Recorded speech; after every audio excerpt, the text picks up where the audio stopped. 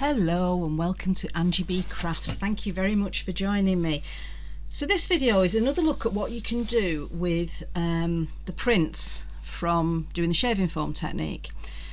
If you haven't seen the videos that I've done on the shaving foam technique, please have a look at them. There's currently 3 videos up about different things, different inks and sprays that you can use on your shaving foam and how you can get different patterns. So please have a look at that. So today what I thought I would do is have a play with some MDF shapes and let's see how they end up, and we can add other bits into them. So for now all I've got is this, my glues at the side of me here, and the MDF shapes, and then we'll see where we go. So you might hear me ratcheting a little bit. These MDF shapes are from Pretty Gets Gritty. This is how they come to you. They come in a sheet and they're just held in with little pips. And what you can find sometimes is that the little pips can be a little bit troublesome. So what I tend to do, there's a couple of options that you can do. One is you can use a knife on them. The other is you can use some sort of a block.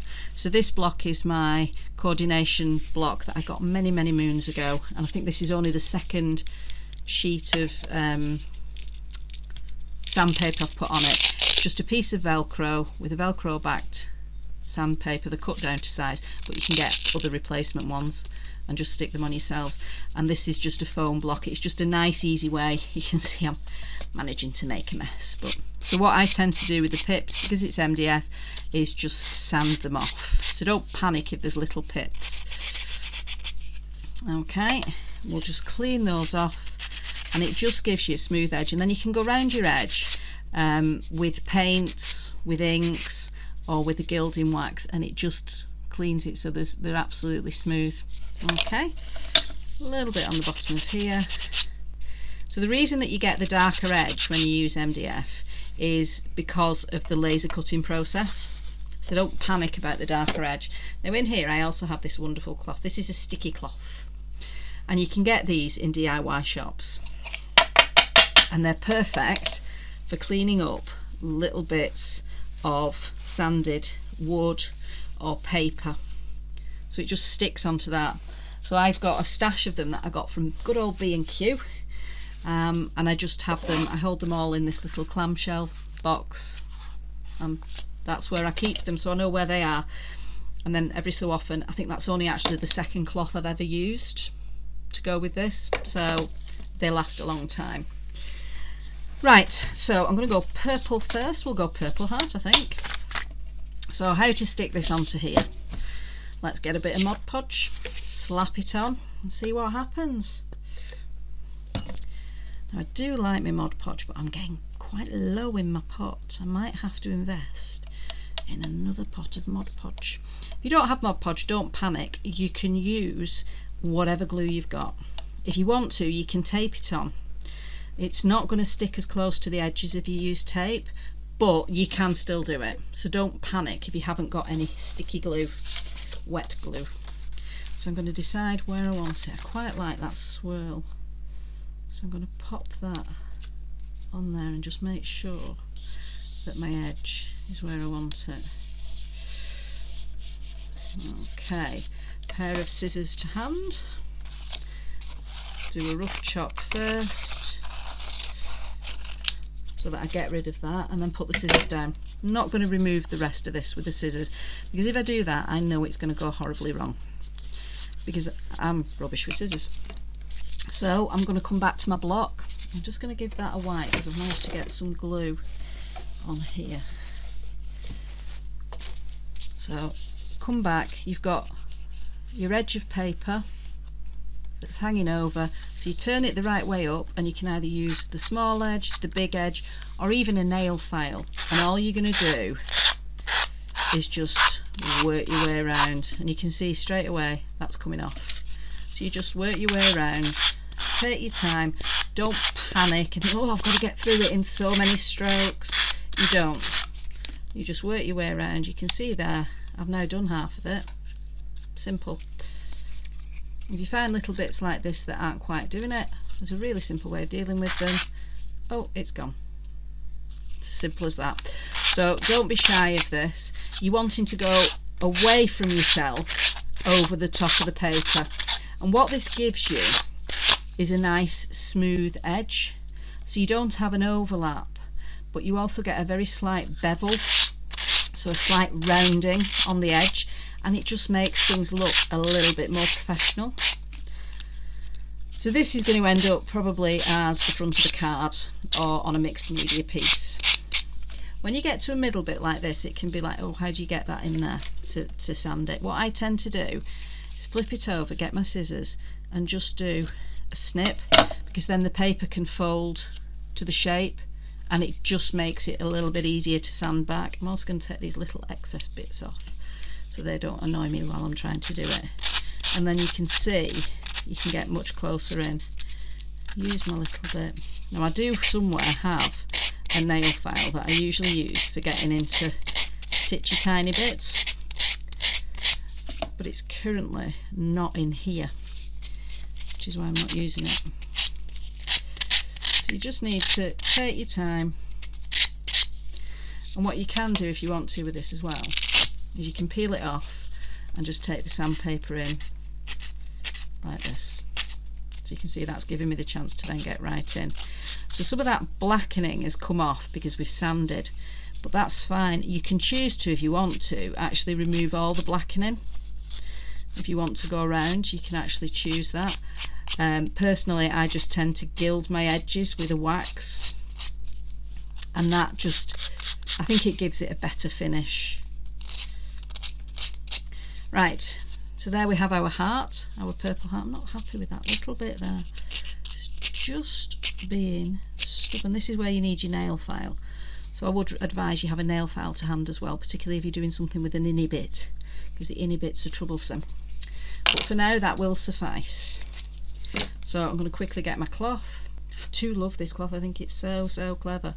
And I just find an area that's maybe not got as much rubbish on it, and give a wipe, and it just picks it all up. It doesn't push it off the edge. If you use just an ordinary cloth, it pushes it off the edge. This doesn't. It actually picks it up and sticks to it, and you can also safely use it on top of your papers. It doesn't cause a problem to them at all. So there we have a base. So what should we do with the base? I have no idea. Okay, so I have rooted out my Izink texture paste, and this is the Flakey texture one, and I just think it makes me think a little bit of snow and wintry stuff and things like that, which is why I've decided to use it. I love the fact these come in pouches.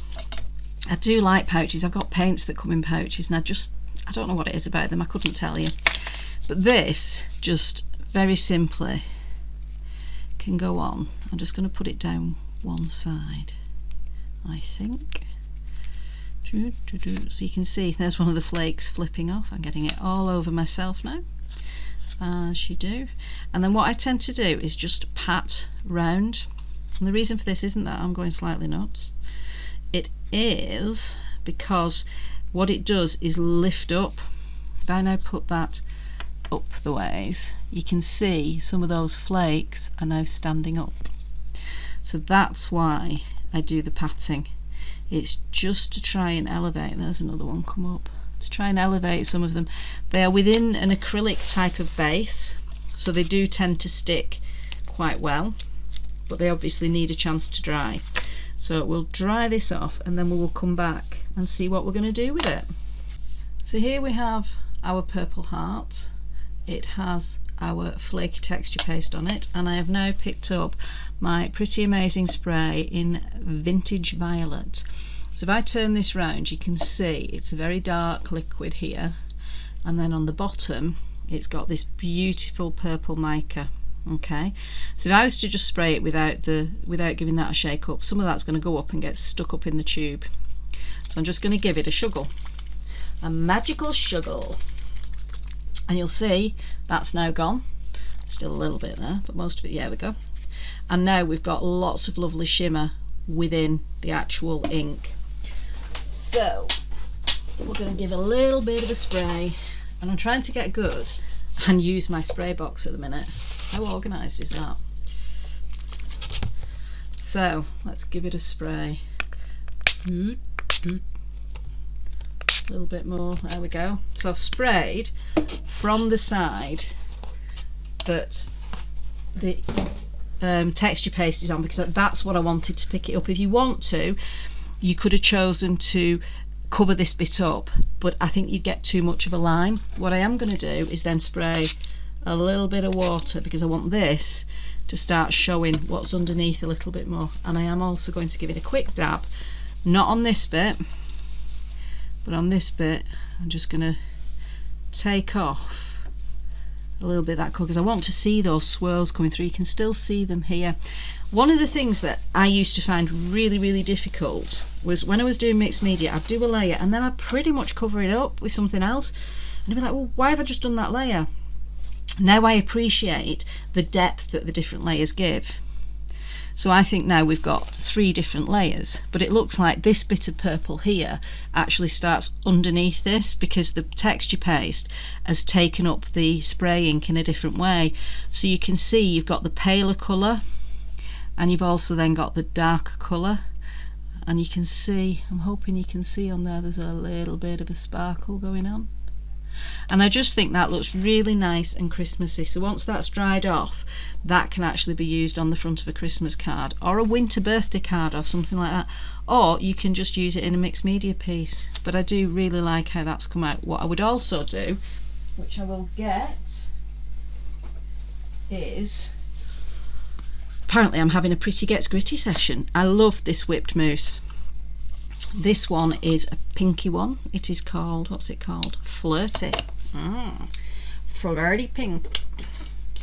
Now to apply this, I use a brush. Don't put your fingers in it.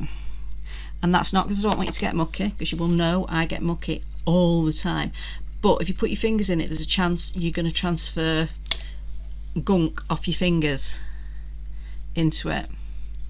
And that can make it react. And sometimes it makes it just go a little bit blobby, and sometimes it goes a little bit mouldy, so just don't do it. Simple. Now if you do want to apply it with your fingers, what you can do is apply it to another surface. I use the back of my hand. If you've seen my videos before, you'll know this is a regular thing from me.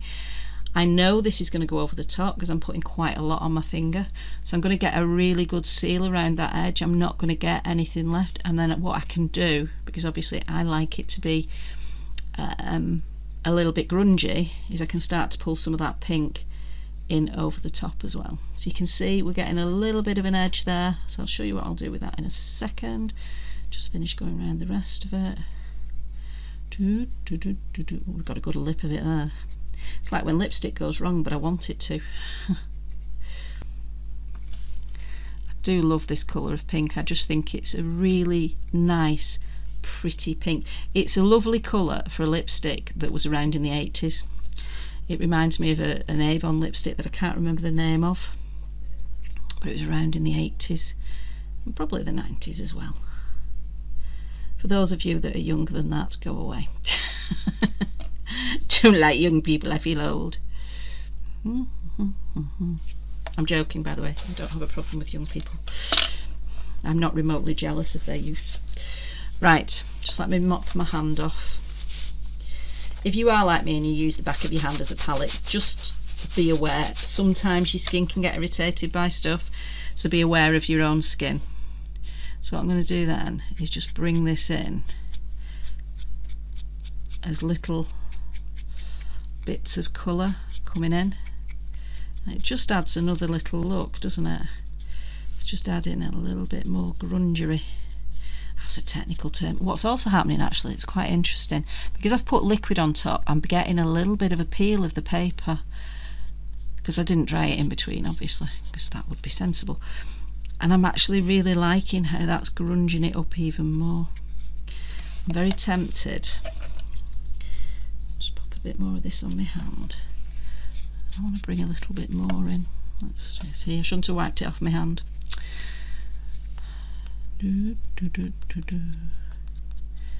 Oh, I'm liking that. I'm really liking that. And then I'm going to get a little bit and apply it with the brush, just coming across here in little bits as well. I'm purposely doing this with the brush and not my finger because it's more delicate. and if I apply my fat fingers to it, it's gonna make it a bit messy. There we go, a little bit on the bottom. There we are. Oh, I'm liking that. Yes, I approve of that. Definitely. So that's something else that you can do with your papers that you've made. I love the fact that when you make your own papers, you can make them to whatever colour scheme you want, and to me that gives you a lot more freedom, which is why I really enjoy doing it. One of my biggest regrets is that I didn't know this 10 years ago, 15 years ago, when I was out buying packets of papers, because I've now got hundreds of packets of papers that I just don't really use because I make my own. But yeah, that's another example of what you can do with the shaving foam technique papers. So you can still see the pattern coming through here. We haven't hidden it, but we've given it depth. So we've made it so that it's more than just about that, it's about the whole of that piece. I like that. Thanks very much for watching. Don't forget that you can follow me on other social media. You've got Angie Mary B on Instagram, Angie B Crafts on Facebook, and thank you for your time. Take care. Bye for now.